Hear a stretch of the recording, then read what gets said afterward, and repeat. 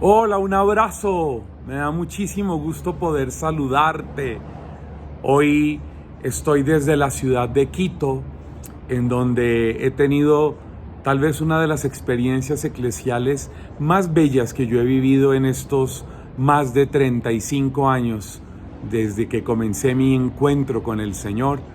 He tenido el honor de ser parte de la delegación de la Conferencia Episcopal de Colombia para representar a la iglesia de mi país en este encuentro bolivariano con los países, por supuesto, de Bolivia, Perú, Ecuador, Colombia y Venezuela en la fase continental del sínodo sobre la sinodalidad. Y estoy aquí en la casa de retiros de esta hermosa tierra ecuatoriana, quiteña, aquí en Cumbayá, y agradezco a todos los que estuvieron orando por mí, acompañándome, caminando conmigo.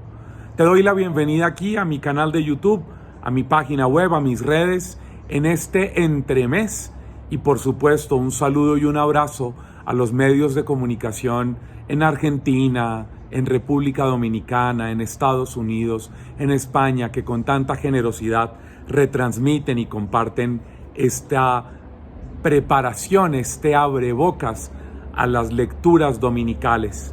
Estamos en el segundo domingo de Cuaresma y el texto que se nos propone en la liturgia es capítulo 17 de San Mateo, los versos del 1 al 9.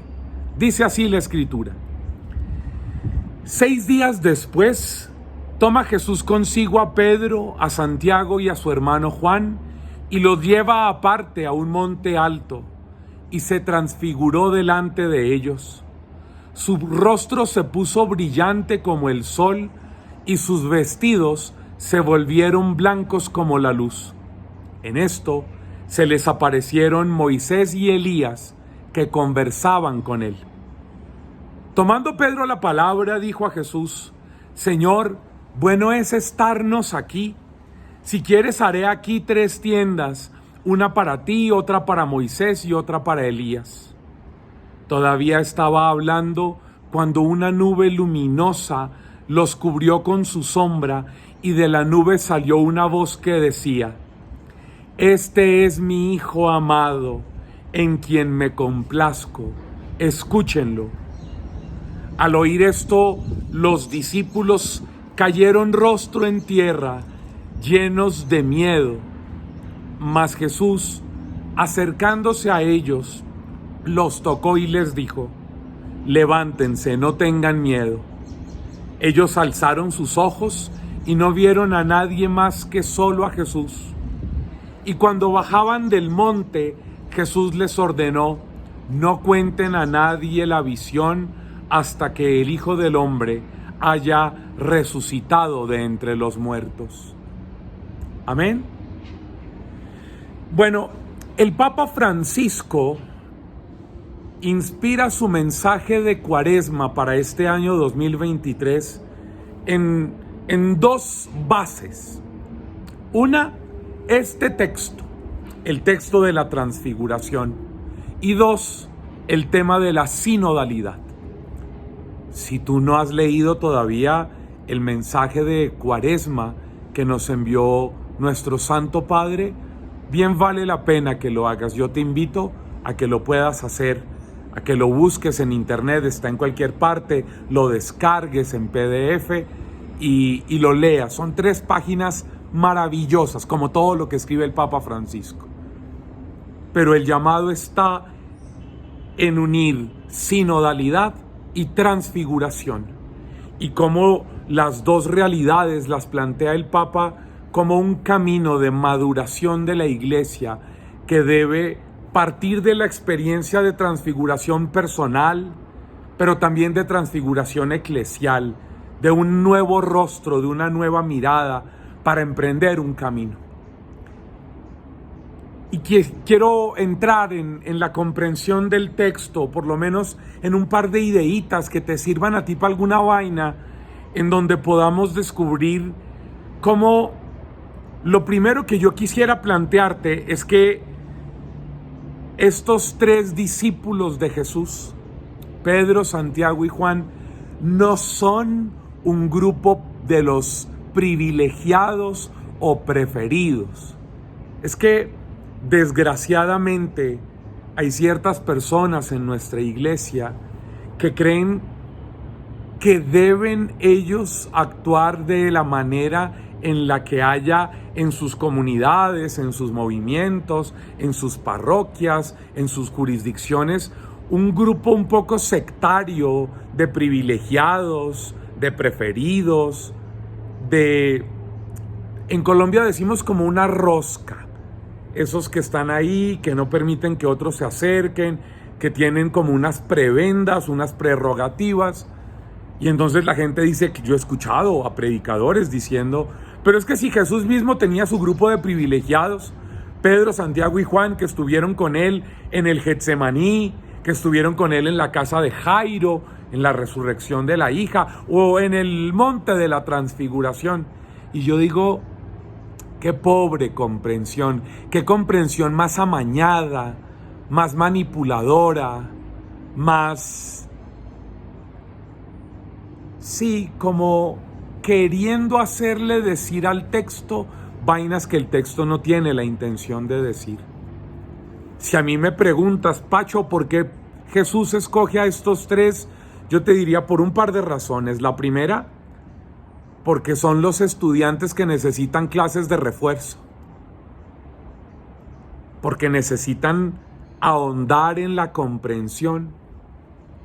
Porque no habían ellos entendido muy bien. No olvides que los evangelios sinópticos los llaman a ellos, a Simón, Pedro, piedra, no solo porque piedra donde se ancla, sino piedra de testarudez también.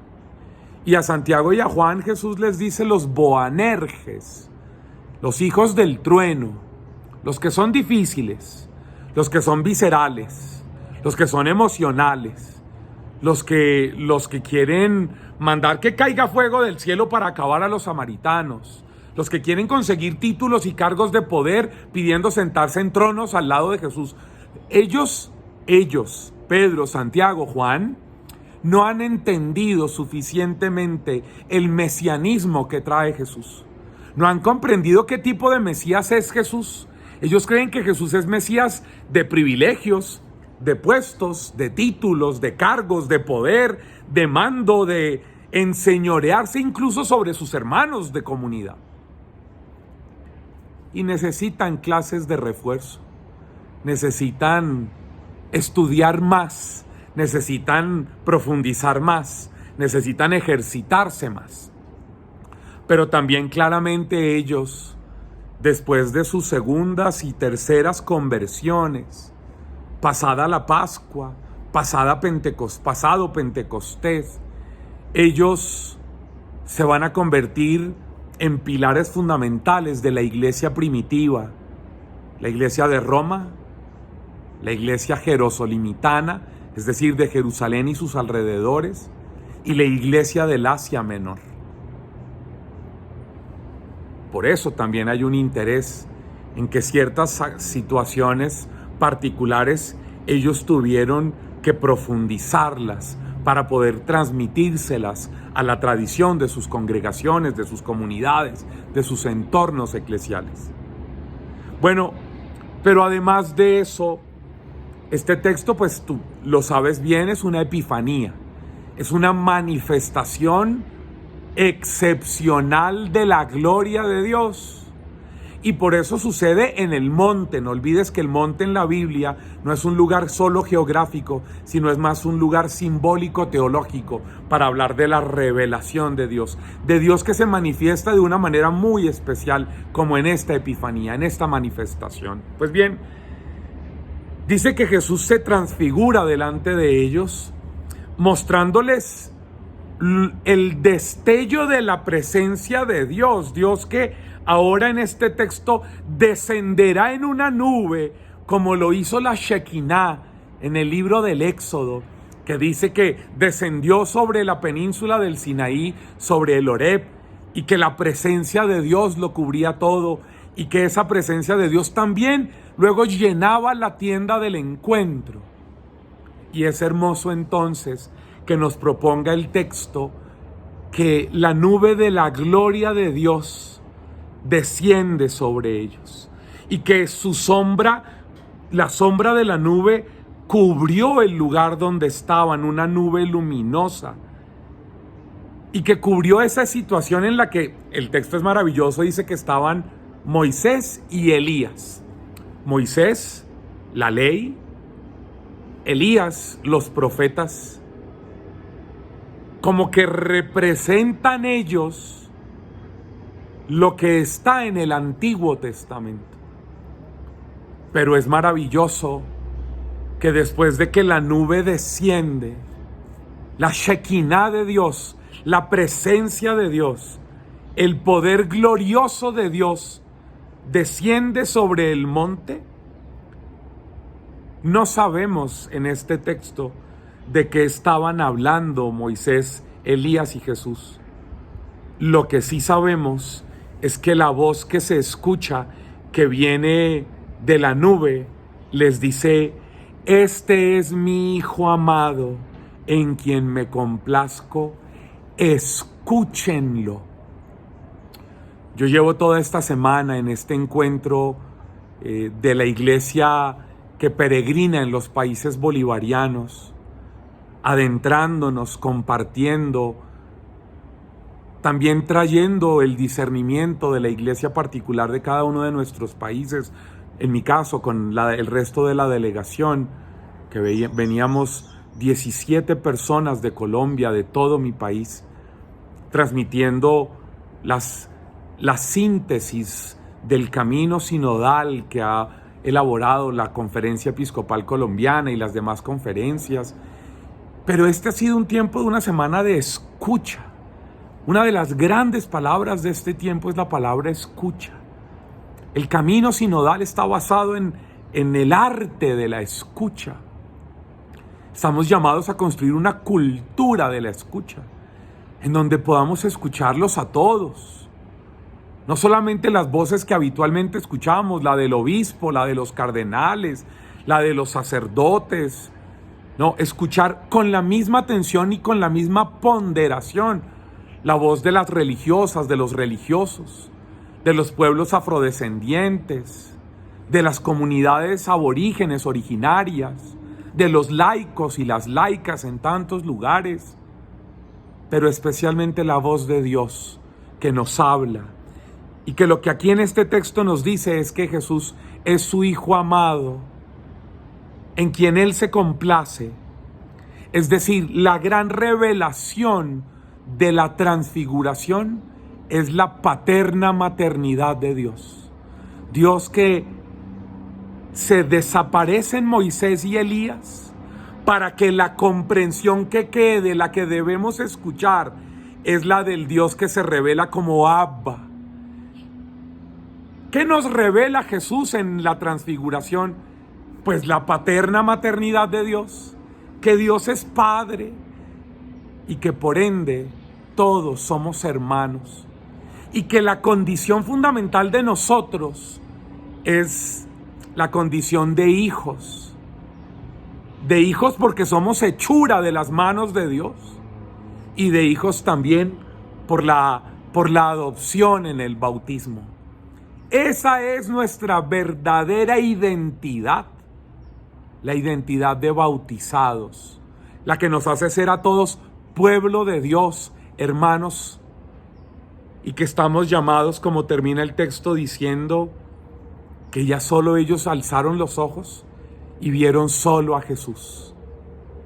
Es la voz del Nuevo Testamento que recoge la revelación del Antiguo Testamento, pero que lo potencia y que nos lo hace cercano. No le cuenten a nadie esta visión hasta que no haya resucitado el Hijo del Hombre, y ya está resucitado, y tenemos que contarle a todos que Jesús es el rostro de Dios y que Dios es Padre, y que eso se nos nota en la manera y en la medida en que nos tratemos todos como hermanos. Nos vemos dentro de una semana. Un abrazo. Que el Señor te bendiga. Chao, chao.